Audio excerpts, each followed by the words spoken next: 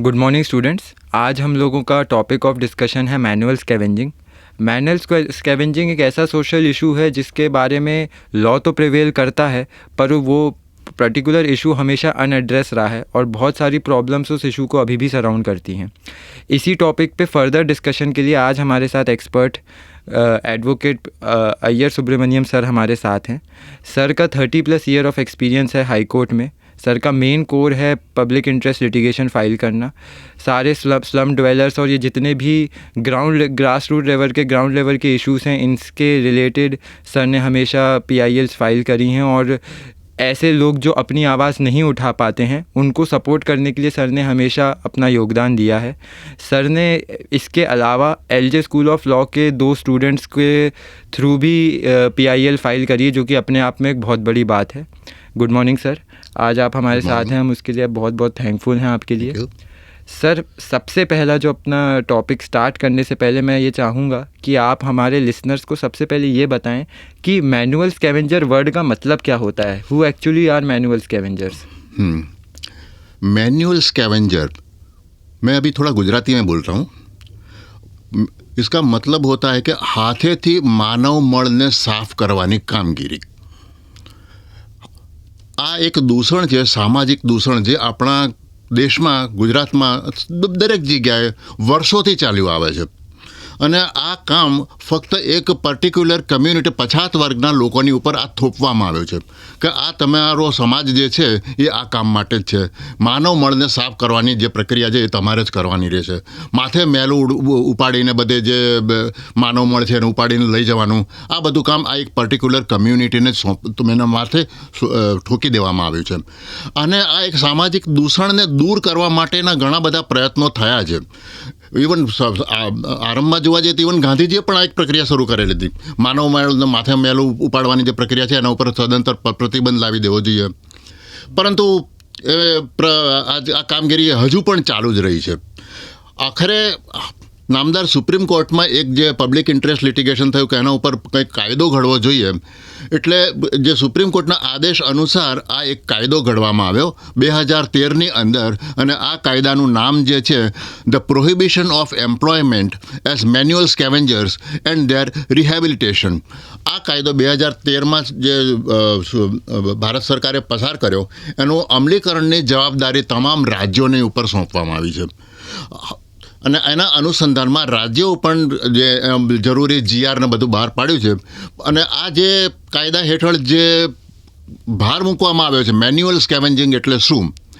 આપણે રસ્તા ઉપર જોઈએ છે ઘણી વખત કે ત્યાં માનવ મળ પડ્યું હોય છે, રોડ ઉપર હોય અને ગલીઓની અંદર પણ હોય, રેલવેની ટ્રેક પર પણ હોય। આ બધાને સાફ કરવા માટે જે ચોક્કસ કમ્યુનિટીના લોકોને રોકવામાં આવે છે કે તમારે આ સાફ કરવાનું છે।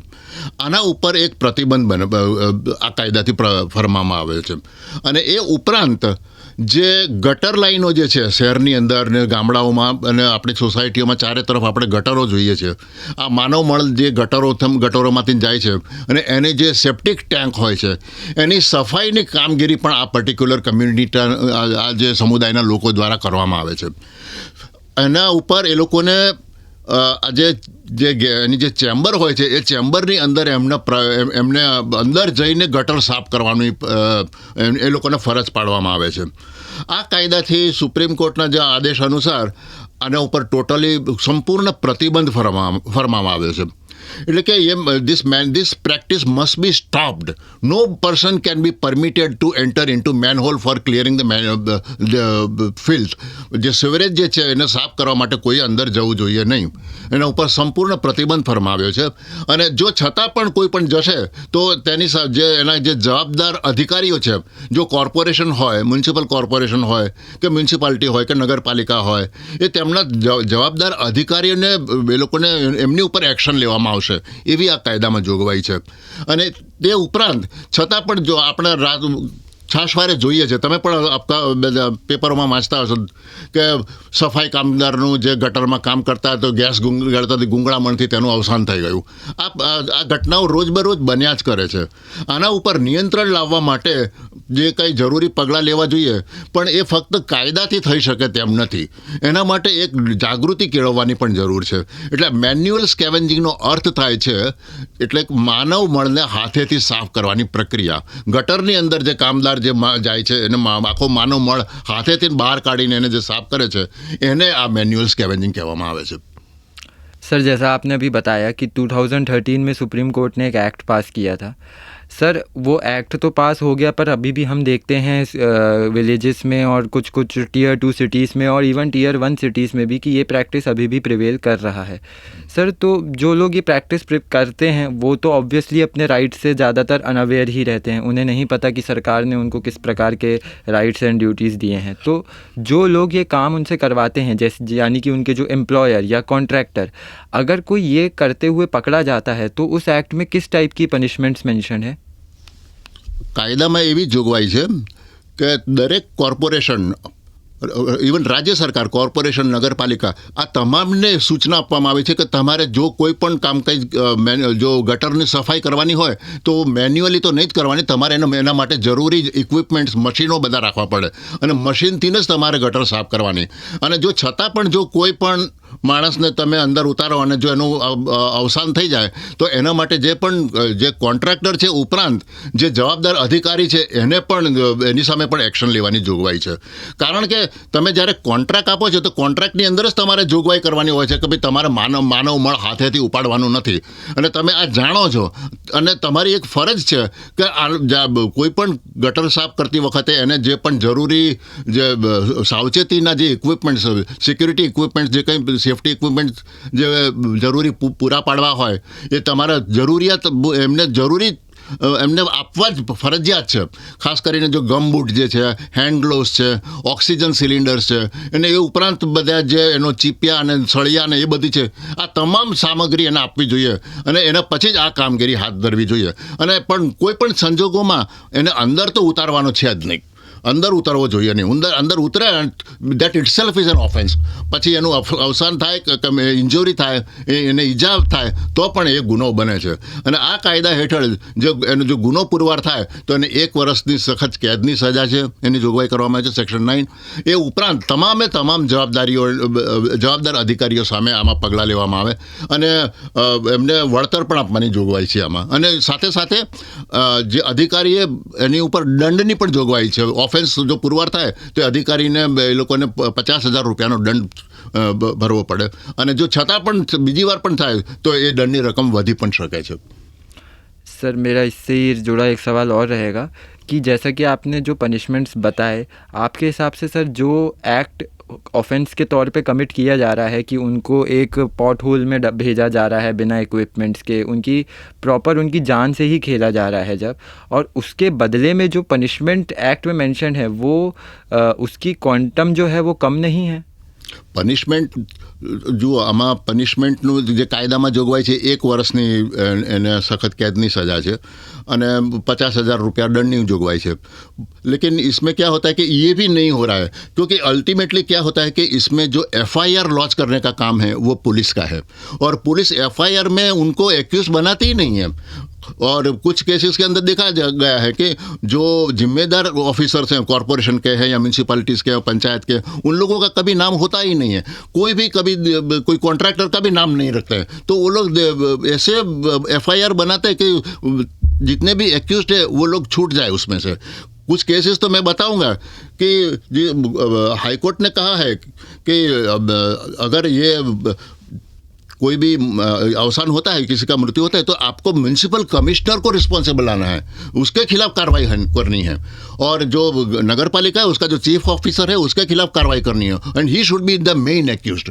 और ऑर्डर भी किए हैं और हाईकोर्ट ने तो ये भी कहा कि अगर हेंसफोर्थ अभी से कोई भी ऐसी घटना हुई जिसमें इस तरह का कोई कामदार का अवसान होता है तो फिर ये कॉरपोरेशन का जो municipal commissioner he will be personally held responsible.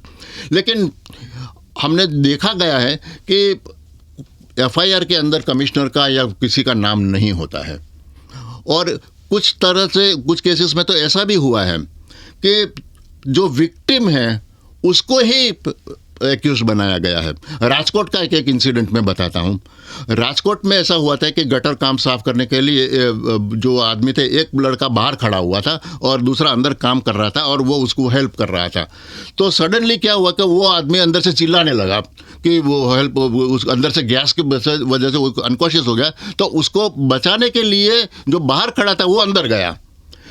नतीजा ये हुआ कि ये भी मर गया और जो ऊपर से दूसरा गया था वो दोनों आदमी मर गए, दोनों मर गए। लेकिन पुलिस ने क्या किया, जो एफआईआर बनाया तो जो दूसरा आदमी जो बाद में जो अंदर गया था उसको एक्यूज्ड बना दिया। यानी कि जो एक्यूज कॉन्ट्रैक्टर को बनाना चाहिए था, राजकोट म्यूनिसिपल कॉर्पोरेशन को, कमिश्नर को एक्यूज बनाना चाहिए था, वो नहीं बनाया। सिर्फ वो जो विक्टिम है, विक्टिम को उन लोगों ने एक्यूज बना दिया। तो ऐसा भी हुआ है। और एक केस में ऐसा हुआ है भावनगर के अंदर हाई कोर्ट ने उसको कमिश्नर को नोटिस दिया कि भाई ये आपके जो भावनगर में ये जो आदमी मर गया उसके बारे में आपको क्या कहना है। तो कमिश्नर ने ऐसा जवाब दिया कि हमने तो उसको काम करने के लिए कहा ही नहीं था, वो तो अपने आप अंदर गया। तब हाई कोर्ट ने कहा कि ये गटर लाइन है क्या, कोई पिकनिक स्पॉट थोड़ी है कि अंदर कोई आदमी अपने मर्जी से अंदर जाएगा, आप जिम्मेदार हैं। और हाई कोर्ट ने उसको ये भी कहा कि now you will be held responsible. और अभी एक लेटेस्ट इंसिडेंट सुरेंद्र नगर में हुआ, वहाँ भी 2 लड़के मर गए। उसके भी एफआईआर के अंदर चीफ ऑफिसर का नाम नहीं था। मामला जब मैंने हाई कोर्ट में लिया तो हाई कोर्ट ने कहा कि नहीं, आपको तो चीफ ऑफिसर को भी रिस्पॉन्सिबल बनाना होगा। उसके बाद ही चीफ ऑफिसर के खिलाफ कार्रवाई शुरू हुई। यानी कि जो पुलिस है और ये कॉरपोरेशन है, ये लोग ये खुद नहीं चाहते हैं कि उनके कोई वो, यानी कि they try to escape from their liability. उन किस तरह से हम लोग इसमें से छूट जाए उसके लिए पूरा वो लोग मैनोवरिंग करते हैं। लेकिन हर एक चीज़ के अंदर हाई कोर्ट तो मॉनिटर नहीं कर सकती। इसके लिए एक सोशल अवेयरनेस लोगों में लाना जरूरी है। और आज का ये जो मेरा आने का मकसद भी यही है, to create awareness among the students such that you can also be helpful to the community. This practice your contribution to eradicate the social evil, that it is possible that there may not be 100% success, but every effort made by every student that will lead the society a step forward. That is what I want to convey. Sir, जैसा कि आप बता रहे हैं, इससे तो अपन ये infer कर सकते हैं कि लॉ मेकर्स यानी कि लेजिस्लेचर्स ने अपना काम बखूबी करा और 2013 में एक एक्ट बनाया। उसके बाद जुडिशरी भी अपना काम बखूबी कर रही है, जो टाइम टू टाइम पनिशमेंट दे रही है और इतने अच्छे रेगुलेशंस पास कर रही है, सब कुछ हो रहा है। बट इवेंचुअली अगर कहीं पे ड्रॉबैक आ रहा है तो एग्जीक्यूटिव्स की तरफ से आ रहा है कि वो इम्प्लीमेंटेशन शायद से इस वजह से प्रॉपर नहीं है। बिल्कुल executive they are not at all interested in implementing such laws. They always try to escape from the responsibility. And this is true with almost all the cases. जो कानून तो बनते हैं, कानून के अंदर लिखा गया 302 है, खून करना सजा है, फिर भी हर रोज खून तो होते ही रहते हैं। सिमिलरली बलात्कार, rape, this are all the offences under the IPC, फिर भी होते ही रहते हैं। सिमिलरली ये भी ये कानून तो बन गया है लेकिन उसका इम्प्लीमेंटेशन ठीक तरह से नहीं हो रहा है, तो इसलिए ये ऐसे इंसिडेंट्स बनते ही रहते हैं। क्योंकि ये जो कम्युनिटी जो लोग काम करते हैं उनकी एक मजबूरी होती है, because they are all employees. उनके ऊपर एक दबाव डाला जाता है कि आपको ये काम करना होगा, अगर आप काम नहीं करेंगे तो आपको नौकरी से निकाल दिया जाएगा। तो वो एक डर के मारे वो गटर के अंदर जाता है और अपनी जान गंवा बैठता है। तो अभी एक कम्युनिटी में भी एक अवेयरनेस लाना जरूरी है कि आप you can stop this, you can say no, I will not do this work, ये डेंजरस है, कानून में प्रतिबंधित है, मैं ये काम नहीं करूंगा। ये कहने की हिम्मत लोग वर्कर्स में आनी जरूरी है। सर, जो ये विक्टिम्स होते हैं जो अपनी जान खो बैठते हैं, फिर इसके बाद ये एक्ट क्या उन फैमिलीज को कोई कंपनसेशन प्रोवाइड करता है? हाँ, सुप्रीम कोर्ट ने कहा है अभी तो ये कंपनसेशन 30 लाख रुपया बढ़ा दिया है। The family of the deceased will get 30 lakh rupees. और अभी मैंने कहा कि भावनगर में भी 30 लाख रुपये का कंपनसेशन फैमिलीज को दिलवाया है, और जो सुरेंद्र नगर में जो इंसिडेंट बना उसमें भी कॉम्पेंसेशन दिया है। तो पहले ये जो 2 साल पहले उसके जो अमाउंट थी वो 10 लाख थी, now Supreme Court has raised it to 30 lakh rupees. Now will have to pay 30 lakh rupees. अगर जो पुराना कॉम्पेंसेशन अभी भी नहीं दिया है और अभी कोर्ट ऑर्डर करता है तो उसको पुराने रेट से नहीं, now you have to pay 30 lakh rupees, क्योंकि ये ऑर्डर के बाद जो पेंडिंग केसेस है उसमें भी 30 लाख रुपीज पेमेंट का प्रावधान किया गया है. And in many cases 30 lakh rupees compensation has been paid. Sir तो and that also not willingly, लेकिन by the orders of the court. Sir तो अगर अपन बात करें प्रायर 2013 और आफ्टर 2013, तो एक्ट के आने के बाद कुछ डाउनफॉल देखने मिला है अपन को कि अवेयरनेस या कोई डाउनफॉल, या अभी भी सिचुएशन सेम ही है? हाँ, अब जरूरी, क्योंकि जो 2013 के पहले तो जो इंसिडेंट्स बनते थे they were not at all reported, किसी के नज़र में ही नहीं आते थे, क्योंकि तो as it is a daily routine हो गया था, किसी को पता ही नहीं चलता था. You see the court come to know only when the incident is reported या कहीं उसको हाईलाइट किया जाता है, तभी कोर्ट के लोगों के सामने ये इश्यू आता है. लेकिन जब गांव के अंदर देखा जाए तो ऐसे इंसिडेंट्स बनते ही रहते हैं, किसी को पता भी नहीं चलता. People are ignorant. जो भी लेट अस से 100 केसेस होते थे, hardly 1 or 10% cases are reported. They are brought to the notice of the Supreme Court and High Court. They take initiative and they take action. लेकिन large number of cases which are unreported, they are ignored. लेकिन 2013 के पहले तो यही हाल था कि there was no provision for compensation and there was no liability, किसी के ऊपर अकाउंटेबिलिटी नहीं थी, कुछ भी नहीं थी. लेकिन 2013 का ये जो एक्ट आया और उसका implementation, of course now more than around 12 years of past, कुछ ना कुछ तो इम्प्रूवमेंट जरूर हुआ है. There is no total eradication, लेकिन to some extent as I said it has led the society a step forward. थोड़ा कुछ हम लोग आगे कर पाए हैं.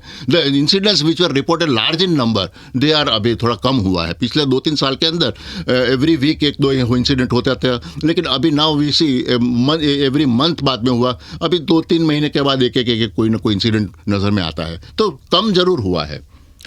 सर जो ये मैनुअल स्कैवेंजिंग का जो प्रॉपर ऑफेंस है, ये इन जनरल किसी पर्टिकुलर कास्ट के ऊपर थोपा जाता है या इकोनॉमिकली वीकर व्यक्ति पे थोपा जाता है? नहीं, ऐसी कोई बात नहीं है. जो भी आदमी काम करने वाला, उसकी कम्युनिटी नहीं देखी जाती, उसने काम किया है. Whether the person who has entered into the manhole, to which community he belongs to, that is not important. Whether he has suffered injury, whether he has died, that is important. लेकिन इसलिए death, cause of death is also not important. Mere entry itself. एक case में ऐसा हुआ था, let me remind, एक आनंद के अंदर एक इंसिडेंट ऐसा बना था जिसमें वो जो गटर के अंदर जो गया था आदमी, वो पाइपलाइन ज्वाइन कर रहा था. एंड ज्वाइन करते वक्त कोई गैस का कोई प्रॉब्लम नहीं था, लेकिन जो सैंड जो था साइड में से, साइड वॉल की जो सैंड थी, वो सैंड उसके ऊपर गिर गई और वो he was buried, ultimately he died. तो ये जो म्यूनसिपल आनंद कॉरपोरेशन का जो उनकी तरफ से आर्ग्यूमेंट ऐसा हुआ कि he has not died due to inhalation of the poisonous gas, therefore he is not entitled to get the compensation. High court ने कहा no, you will have to make payment. The mere entry itself is prohibited. How can you permit the person to enter into the manhole? And now you say whether he has died due to A reason, B reason, C reason, that is not important. His death, the cause of death is not important. His death is important. He has died and you are liable for the compensation. You must pay. Sir अगर कोई manual scavenger की entry करी और वो death नहीं हुई और वो वापस आ गया, तो इतने में ही ऑफेंस तो कमिट हो गया. ऑफेंस तो हो ही जाता है, हो ही गया. Luckily is fortunate. इसीलिए बहुत सारे इंसिडेंट्स ऐसे भी होते हैं कि वो मरा नहीं है, वापस आ गया, तो ये आर्ग्यूमेंट करनी, वो तो कहाँ मरा है. बट ऑफेंस तो यही है कि एंट्री इटसेल्फ इज प्रोहिबिटेड. बहुत सारे केसेस में कुछ इंजुरी भी हो जाती है. एक केस में भावनगर में ऐसा गया, the person lost his eyes, उसको आंख, उसका विजन चला गया गैस की वजह से. तो उसमें भी हाईकोर्ट ने कहा कि no, you will have to make payment of the compensation. तो उसमें भी कॉम्पेंसेशन का, लेकिन mere entry itself is prohibited. वो मरा है या नहीं मरा है, that is also not important. मरा है तो then you will have to make payment of the compensation. अगर नहीं मरा है then you will have to face the consequences of the criminal offence. ये this is the law. Okay sir, last में sir मैं आपसे एक सवाल पूछना चाहूँगा कि ये रेडियो के माध्यम से हमारे जो श्रोता हैं, जो हमें सुन रहे हैं, वो सिर्फ लॉ स्टूडेंट नहीं, नॉर्मल सिटीजन्स भी हैं, अदर स्ट्रीम्स के भी स्टूडेंट हैं, जो कि अभी यंग हैं और अब फाइनली एस्पायर करेंगे आगे जाके कोई ना कोई फ्यूचर को. तो सर उनके लिए आप क्या एडवाइस देना चाहेंगे कि वो ये जो जनरेशन अब आ रही है ये मैनुअल स्कैवेंजिंग से अपने स्तर पे कैसे फाइट करे और इसको इरेडिकेट करे? यस, ये बहुत ही इम्पॉर्टेंट है. More particularly when there are law students have more responsibility towards the society rather than their clients. ये एक प्रोफेशन एक ऐसा है कि यू आर नॉट ओनली आपका वो इस पे पैसा बनाने का या पैसा कमाने का ये प्रोफेशन नहीं है. You are carrying a social responsibility on your head, and your responsibility is to create awareness because you are above the normal people. आप लोग लॉ स्टूडेंट्स है, कुछ नॉर्मल जो सिटीजन है उससे आप थोड़ा बढ़कर हैं क्योंकि आप you know the law. When you know the law, you must see that the law comes to the rescue of the people. How it can be done? इसके लिए आप में एक awareness होना चाहिए so that you can create awareness amongst the other masses also. You can educate the people. Whenever you see the work going on the road, अगर कोई आदमी अंदर जा रहा है या उसका कॉन्ट्रैक्टर या कोई एम्प्लॉयर उसको फोर्स कर रहा है कि आप अंदर जाके काम करियो, you can stand by that person. No, stop it. I will take action against you. आप ये कर सकते हैं, यू कैन प्रोहिबिट इट. अगर ये हो सकता है तो this itself will be a great help to the victims. ये जरूरी है क्योंकि रोड पर ऐसे इंसिडेंट्स बनते हैं तो लोग चले जाते हैं, होता है, हमें क्या पड़ी है, why the hell why should enter. But you are a law student, आपके ऊपर तो responsibility. You can not see something wrong being done. अगर ये रॉन्ग हो रहा है तो आपको you must raise your voice on behalf of the victim, or law is supporting you, courts are also supporting you, and this will be a social service by you. You will get a satisfaction कि मैंने कुछ समाज के लिए किया है. I have stopped one person, I have saved the life of a person. ये एक अवेयरनेस क्रिएट आप कर सकते हैं, and you must do it. This is my message. Thank you so much sir. ये एक ऐसा इशू जो अपन ने आज डिस्कस करा है ये हमेशा अनडिस्कस ज़्यादा टाइम रहता है. लोगों को पता ही नहीं रहता है कि मैनुअल स्कैवेंजिंग का बेसिक मीनिंग क्या है. आपका आना और इस चीज़ पे इतना अच्छा बताना, इतना अच्छा डिस्कशन करना हमारी जो नॉर्मल जनता है जो लॉ से रिलेटेड नहीं है उनके लिए भी काफ़ी फ्रूटफुल रहेगा. और उन लोग को भी अब ये पता पड़ेगा कि क्या राइट्स और उनकी क्या राइट्स हैं मैनुअल स्कैवेंजर्स की, और नॉर्मल लोगों की क्या रिस्पॉन्सिबिलिटी है उन लोगों के प्रति. हम उम्मीद करते हैं सर कि आपका एलजे के रेडियो के माध्यम में आना वापस हो और अपन फिर किसी ऐसे टॉपिक पे डिस्कशन करें जिससे नॉर्मल लोगों को इन्फॉर्मेशन मिले, नॉलेज मिले और अवेयरनेस मिले. Thank you so much sir. Thank you very much. Thank you very much, students. And I hope you will carry forward this message to the masses. Thank you.